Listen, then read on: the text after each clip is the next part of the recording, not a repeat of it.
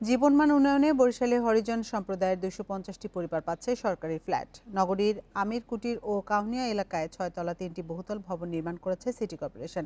ভবনের নামকরণ করা হয়েছে সেবক কলোনি। পর্যায়ক্রমে সবাইকে এই সুবিধার আওতায় আনার কথা জানিয়েছে সিটি কর্পোরেশন। নগর পরিচ্ছন্ন রাখার দায়িত্ব যাদের, এতদিন তারাই থাকতেন অস্বাস্থ্যকর পরিবেশে, তবে এখন তাদের জন্য তৈরি হয়েছে ফ্ল্যাট বাসা। বরিশাল সিটি কর্পোরেশনের হরিজন সম্প্রদায়ের পরিচ্ছন্নতা কর্মীদের আবাসনের জন্য নির্মাণ করা হয়েছে 6 তলা 3টি ভবন।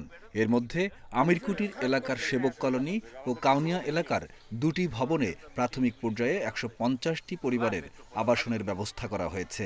ফ্ল্যাট বাড়িতে আশ্রয় পেয়ে খুশি এ পেশার সকলেই। বিন্ডিল এখন পাইছি স্যার বাজেট এখন অনেক ভালো বাজেট, খুব খুশি ছি, আমরা খুশি আছি। আবাসনের পাশাপাশি সন্তানদের শিক্ষার অনুকূল পরিবেশের দাবি হরিজন সম্প্রদায়ের।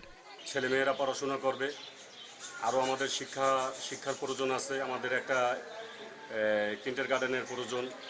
সিটি কর্পোরেশন বলছে 250 সেবক প্রথম পর্যায়ে ফ্ল্যাট সুবিধা পাবে, পরে অন্য সবাইকে এই সুবিধার আওতায় আনা হবে।